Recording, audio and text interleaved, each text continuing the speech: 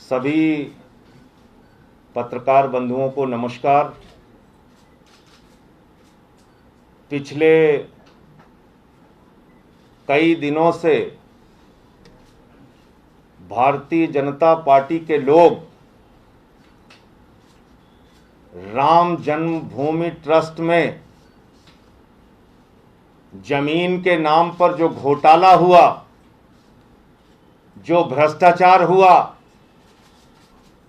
प्रभु श्री राम के मंदिर के नाम पर जो 16 साढ़े 16 करोड़ रुपए की लूट की गई,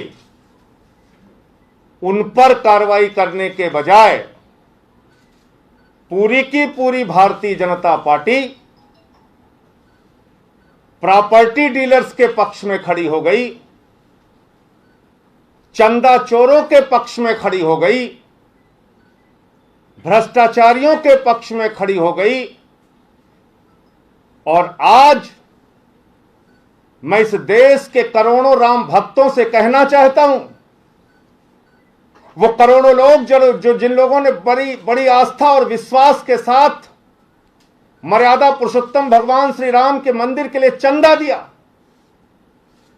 उनसे हाथ जोड़कर अपील करना चाहता हूं, आपकी आस्था मर्यादा पुरुषोत्तम भगवान श्री राम में है, आपकी आस्था मर्यादा पुरुषोत्तम भगवान श्री राम के मंदिर में है, आपकी आस्था किसी चंपत राय में नहीं है, आपकी आस्था किसी प्रॉपर्टी डीलर सुल्तान अंसारी में नहीं है, आपकी आस्था किसी भाजपा के मेयर में नहीं है और अनिल कुमार मिश्रा में नहीं है और रवि मोहन तिवारी में नहीं है। आपकी आस्था है प्रभु श्री राम में, मर्यादा पुरुषोत्तम भगवान श्री राम ने, जिन्होंने त्याग और तपस्या का वो उदाहरण प्रस्तुत किया, अपना जीवन 14 वर्ष जंगलों में बिताया। और पूरी की पूरी भाजपा क्यों यह दलील दे रही थी, मैं हैरान था, मुझे समझ में नहीं आ रहा था। लेकिन कल जिस प्रकार के कागज मेरे हाथ लगे, आपको जान के हैरानी होगी कि भाजपाइयों की आस्था मर्यादा पुरुषोत्तम राम में नहीं बल्कि प्रॉपर्टी डीलर में है, चंदा चोरों में है। और आज मेरे इस कागजात के दिखाने के बाद सारी चीजें दूध का दूध पानी का पानी हो जाएगा और प्रति सेकंड 5.5 लाख रुपए जमीन का दाम बढ़ाया गया, प्रति मिनट 3 करोड़ 30 लाख रुपए जमीन का दाम महंगा किया गया। ये बात आज पहले दिन जो मैंने बोला था वो दूसरे दिन, तीसरे दिन और आज जब मैं ये खुलासा करने जा रहा हूं उससे भी साफ साबित हो जाएगी। और आज मैं आपको क्या बताने जा रहा हूं, भारतीय जनता पार्टी और चंपत राय जी लगातार तर्क दे रहे हैं, लगातार ये कह रहे हैं कि कुसुम पाठक और हरीश पाठक, सुल्तान अंसारी और रवि मोहन तिवारी में तो 2011 में एग्रीमेंट हुआ था, फिर कहने लगे 2019 में एग्रीमेंट रिन्यूअल हुआ था, फिर कहने लगे इस एग्रीमेंट में पहले जमीन 2 करोड़ रुपए की थी लेकिन अब महंगी हो गई। वो सारा झूठ आज खोलूंगा, एक एक करके खोलूंगा। पहले कहा जब मैंने कागज दिखाया कि 10 रुपए के स्टाम्प पे कैसे इतनी बड़ी खरीद हो सकती है। संजय सिंह का आरोप बिल्कुल झूठे हैं, निराधार हैं, सारी भाजपा की फौज कहने लगी। मेरे ऊपर हमले कराओगे, मेरे ऊपर हमले के लिए लोगों को प्रेरित करोगे, मेरे घर में जहां मेरा परिवार रहता है वहां हमले कराओगे।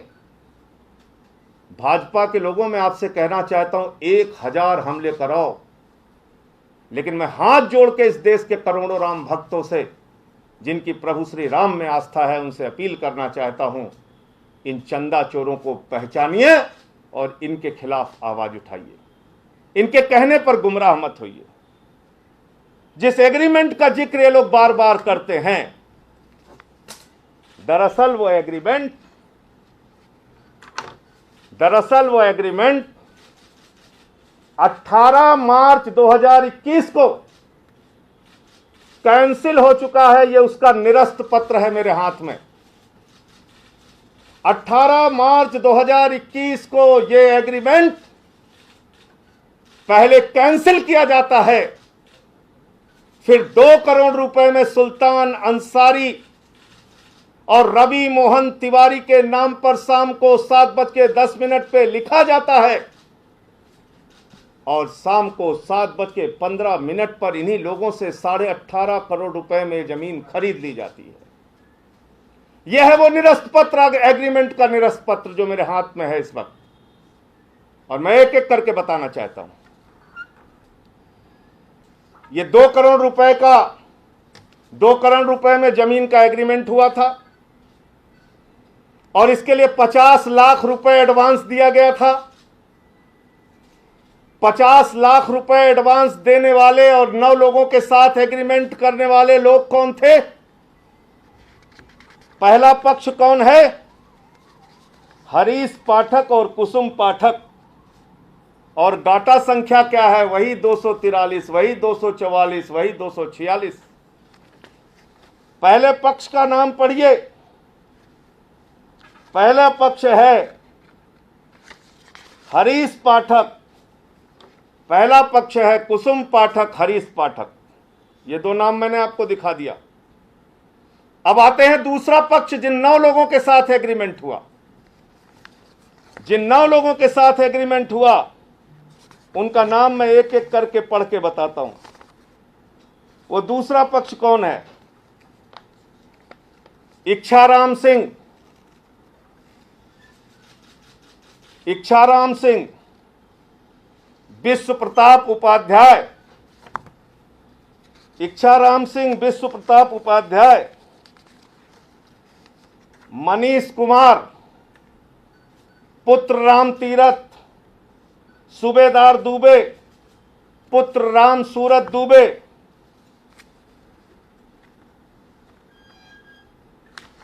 चार हो गए।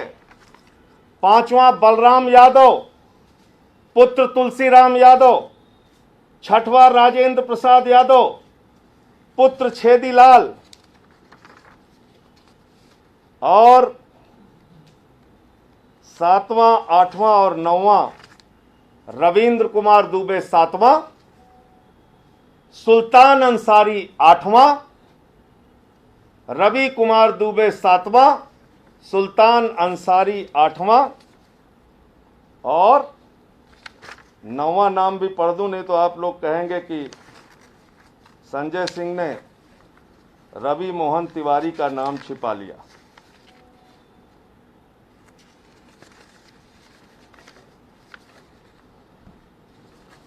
आठ नाम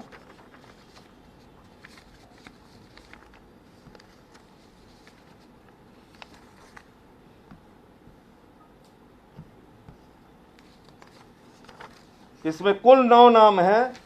9वां नाम भी पढ़ निकालिए। और इन 9 नामों में रवि मोहन तिवारी का नाम नहीं है। 7, 8 और 9 नहीं 7, 6, 7, 8 एक नाम और होगा। 9वां ये है राशिद हुसैन। क्या नाम है? 9वां नाम है राशिद हुसैन पुत्र सादिक हुसैन। 9वां नाम है राशिद हुसैन पुत्र सादिक हुसैन। सारे के सारे 9 नाम आपके सामने मैंने पढ़ दिया। मैं समझता हूं ऊंची आवाज में पढ़ा, सब लोगों ने ध्यान से सुना होगा। इसमें कहीं आप लोगों को रवि मोहन तिवारी का नाम सुनाई पड़ा क्या? इस एग्रीमेंट में कहीं रवि मोहन तिवारी है क्या? क्या कुसुम पाठक और हरीश पाठक का कोई रवि मोहन तिवारी के साथ एग्रीमेंट हुआ था क्या? नहीं, सिर्फ एक आदमी के साथ हुआ था, सुल्तान अंसारी। रवि मोहन तिवारी को तो बाद में शामिल किया गया। और आज मैं इस प्रेस कॉन्फ्रेंस में आप लोगों से कहना चाहता हूं, मेरे एक सवाल का जवाब पूछिए चंपत राय से, मेरे एक सवाल का जवाब पूछिए भाजपाइयों से कि रवि मोहन तिवारी और भारतीय जनता पार्टी के मेयर ऋषिकेश उपाध्याय के बीच में क्या रिश्ता है। एक सीरियल चलता था ना, ये रिश्ता क्या कहलाता है, ये रिश्ता क्या कहलाता है, ये रिश्ता क्या कहलाता है।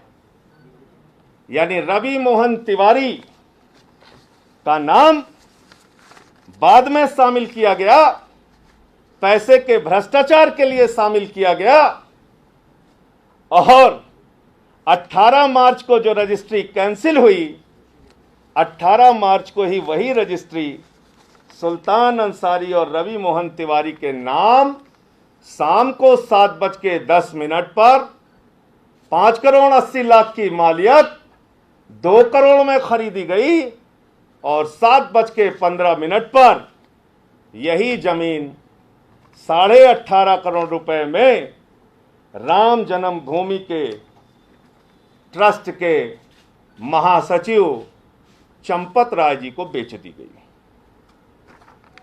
अब क्या बोलेंगे भाजपाई। 3 दिन से संबित पात्रा एक फर्जी कागज लेके सभी चैनलों पे दिखा रहा था, सभी चैनल पे दिखा रहे थे, देश की जनता को गुमराह कर रहे थे, राम के भक्तों को गुमराह कर रहे थे।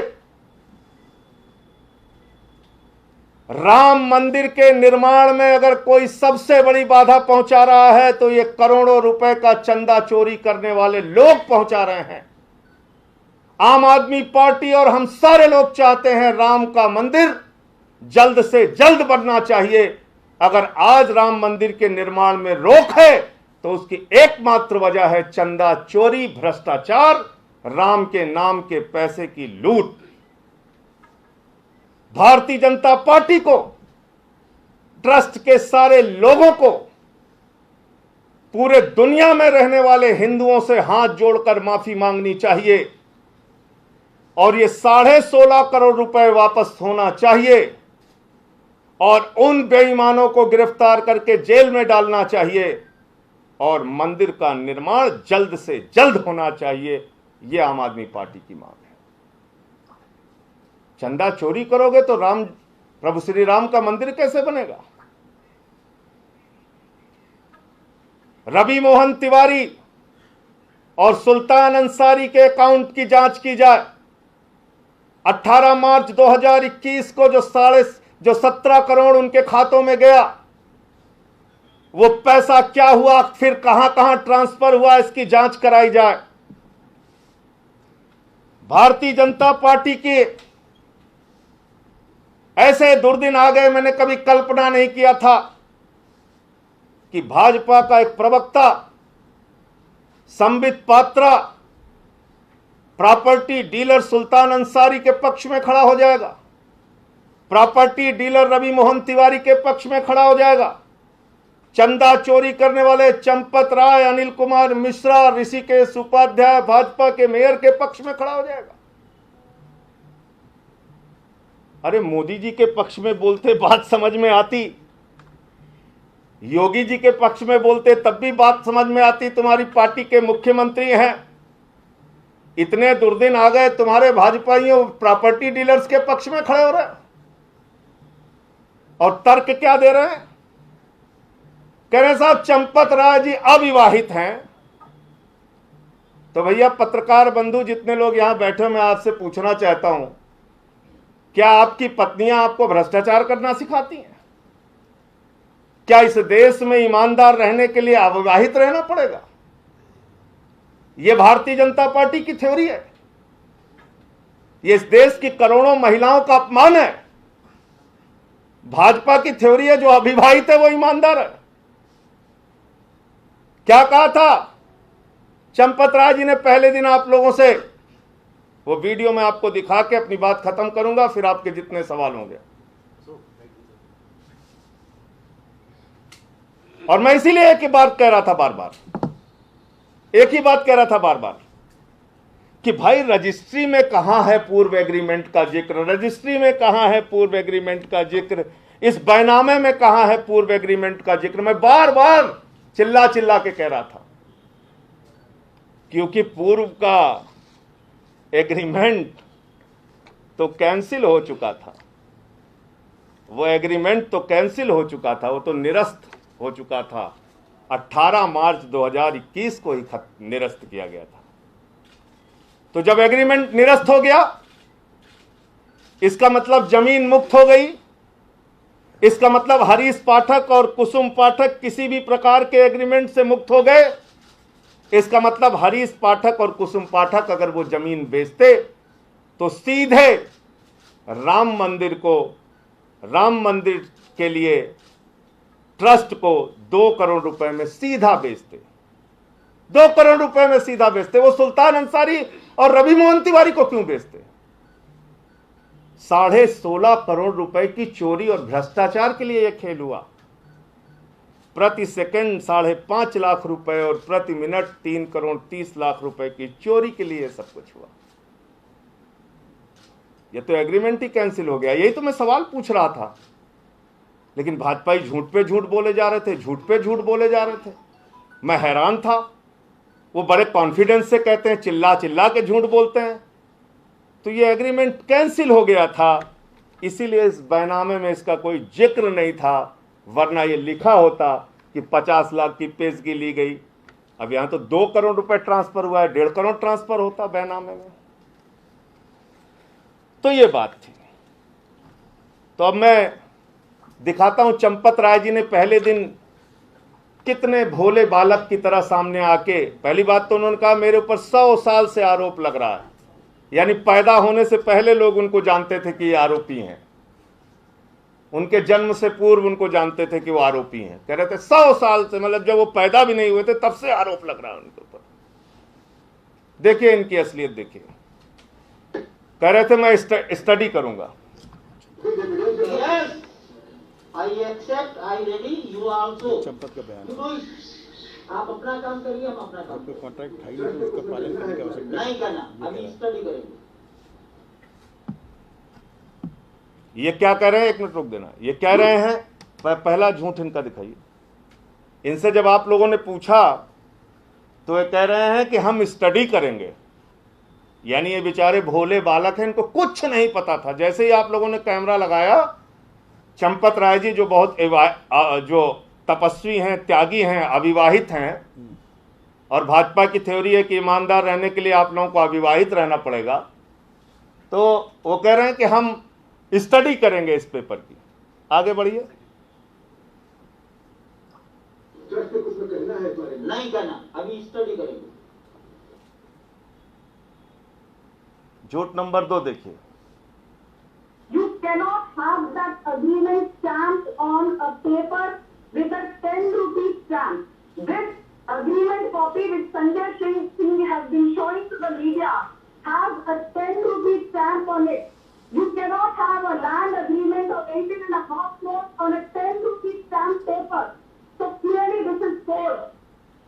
तो ये हमारी भाजपा की प्रवक्ता बहन जी कह रही थी कि 10 रुपए के स्टाम्प पे कैसे संजय सिंह कागज दिखा रहे हैं एग्रीमेंट का, जबकि वो 1 करोड़ 29 लाख के स्टैंप पे एग्रीमेंट हुआ था।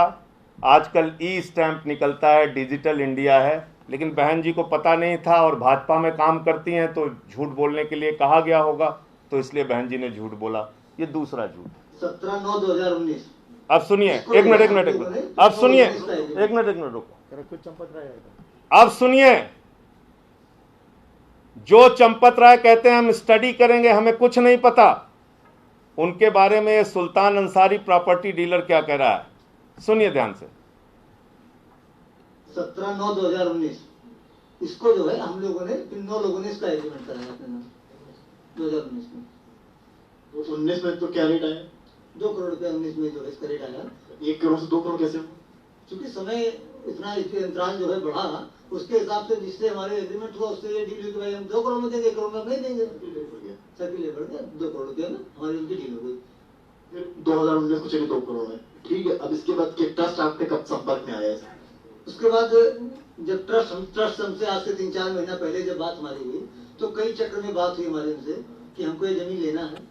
तो हमारी उनकी जब बात है तो हमारा उनका जो है 18.5 करोड़ रुपए में ये डील हो गई। उसमें किससे बात हुई थी?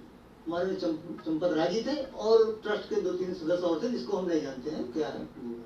तो क्या बातचीत हुई? बातचीत ये हुई कि हमको आपकी जमीन लेना है तो हमारा उनका जो है 18.5 करोड़ रुपए में तय हो गया। तो 18.5 करोड़ रुपए में तय हो गया। तय किसने किया? चंपत राय जी ने। 3-4 महीने पहले 3-4 महीने पहले जो भोले बालक हमारे खुलासे के बाद कह रहे थे कि मैं स्टडी करूंगा, मैं बहुत भोला हूं, मुझे कुछ नहीं पता, मैंने तो सुल्तान अंसारी का नाम नहीं सुना, उसकी शक्ल नहीं देखी। ये प्रॉपर्टी डीलर बता रहा है चंपत राय जी आए थे और 18.5 करोड़ रुपए में जमीन तय करके गए थे। अब मैं फिर अपनी बात को दोहराता हूं, मेरे ऊपर 1000 हमले करो भाजपाइयों, लेकिन चंदा चोरों को जेल भिजवा के मानूंगा। ये 16.5 करोड़ रुपए इस देश के गरीब राम भक्तों ने अपना पेट काट के मंदिर के निर्माण के लिए दिया है। ये 16.5 करोड़ रुपए वापस करो, देश के करोड़ों हिंदुओं से माफी मांगो और प्रभु श्री राम का मंदिर जल्द से जल्द वहां बनना चाहिए। ये चोरी और भ्रष्टाचार के वजह से राम मंदिर का काम रुका हुआ है। तो राम मंदिर की द्रोही भाजपा है, राम मंदिर के काम में रोक लगाने वाले ट्रस्ट के लोग हैं, राम मंदिर में चोरी करने वाली भाजपा और उनके साथ के लोग हैं। एक पेपर और है, लेकिन ज्यादा लंबा हो जाएगा, इसलिए उसका कल खुलासा करूंगा। ये रिश्ता क्या कहलाता है का जो अभी अगला सीरियल है वो कल आपको दिखाऊंगा। ये जो आप 18 मार्च 2021 वाला एग्रीमेंट कह रहे हैं जिसे निरस्त कर दिया गया था, क्या यही जब जमीन खरीदते वक्त ये वही एग्रीमेंट था क्या? नहीं, तो जमीन खरीदते वक्त एग्रीमेंट बचा कहां? जब 18 मार्च 2021 को ये एग्रीमेंट निरस्त हो गया 9 लोगों के साथ जो हुआ था, और जो ये व्यक्ति बता भी रहा है कि 2019 में ये एग्रीमेंट हुआ था 9 लोगों के नाम पे, तो जब ये एग्रीमेंट कैंसिल हो गया तो फिर जमीन खाली हो गई। फिर हरीश पाठक और कुसुम पाठक स्वतंत्र हो गए। फिर वो जमीन वो 18.5 करोड़ में बेचेंगे कि 2 करोड़ में बेचेंगे?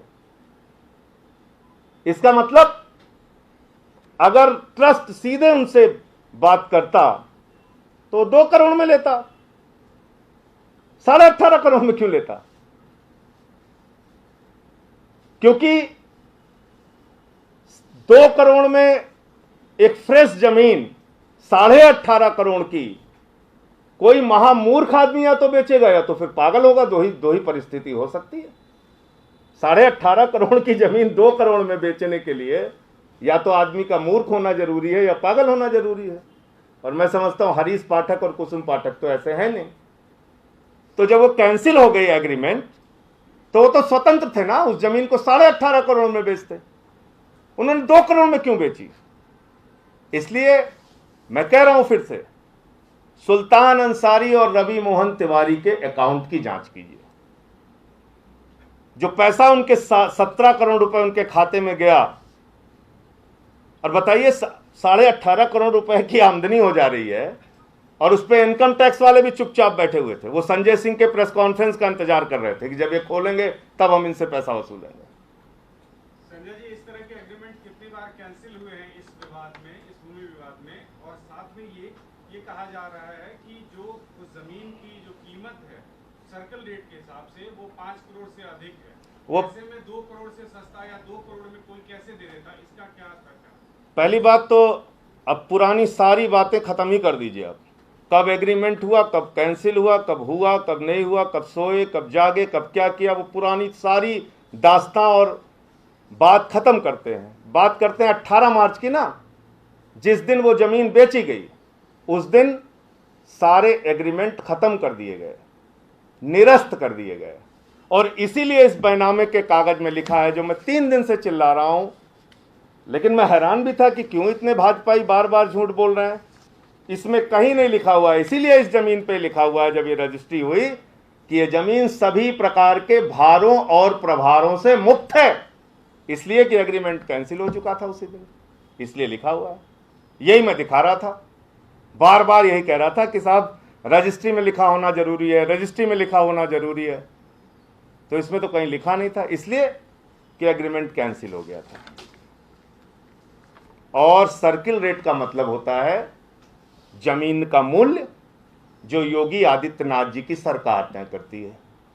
जमीन का मूल्य जो जिला अधिकारी तय करता है, और 18.5 करोड़ की जमीन का 5,80,00,000 रुपए अगर कोई जिला अधिकारी जमीन का रेट निर्धारित करेगा, तो आप इसका मतलब समझ पा रहे हैं आप लोग? इसका मतलब वो जिला अधिकारी उठा के अंदर कर दिया जाएगा, जेल चला जाएगा। वो स्टाम्प चोरी का मामला उसके खिलाफ बनेगा। वो 18.5 करोड़ की जमीन 5,80,00,000 घोषित ही नहीं कर सकता।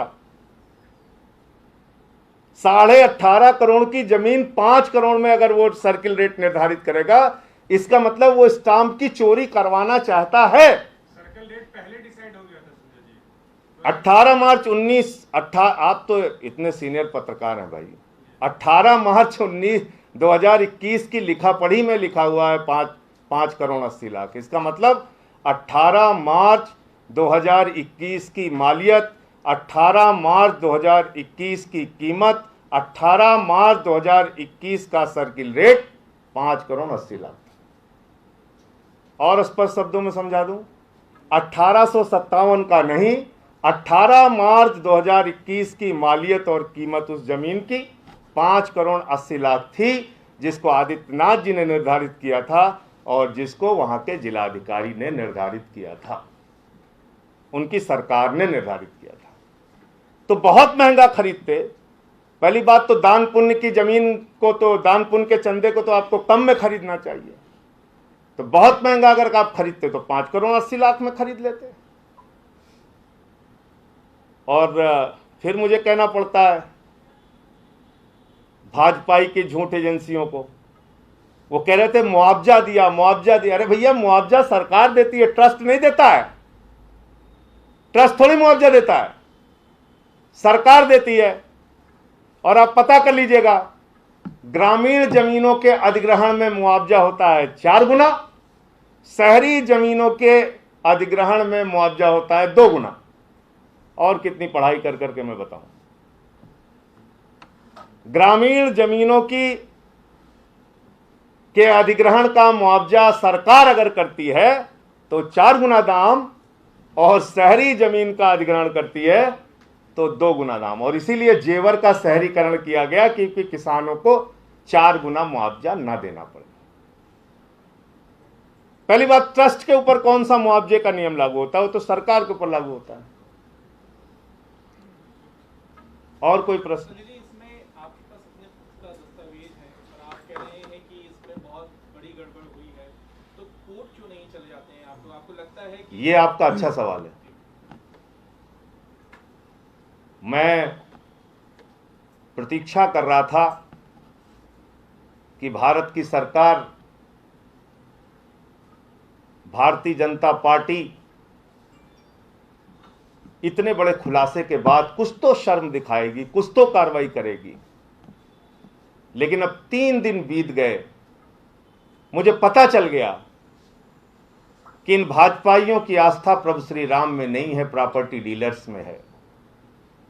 अब मुझे जानकारी हो गई कि इन भाजपाइयों की आस्था भ्रष्टाचारियों में है, प्रभु श्री राम में नहीं है। अब आपने बिल्कुल ठीक कहा, इन सारे मामलों को लेके मैं कोर्ट जाने की तैयारी कर रहा हूं। इसमें मुकदमा FIR दर्ज कराने से लेके जो कुछ भी करना पड़ेगा उसको मैं अब करूंगा। मैं तो 3 दिन तक प्रतीक्षा कर रहा था कि शायद देश के प्रधानमंत्री, शायद उत्तर प्रदेश के मुख्यमंत्री या ट्रस्ट के जो जिम्मेदार लोग हैं वो कोई इसमें सच बोलेंगे। लेकिन झूठ पे झूठ, झूठ पे झूठ, झूठ पे झूठ। अब ये समझ में आ गया कि भाजपाइयों की आस्था प्रभु श्री राम में नहीं है, भाजपाइयों की आस्था प्रॉपर्टी डीलर्स में है।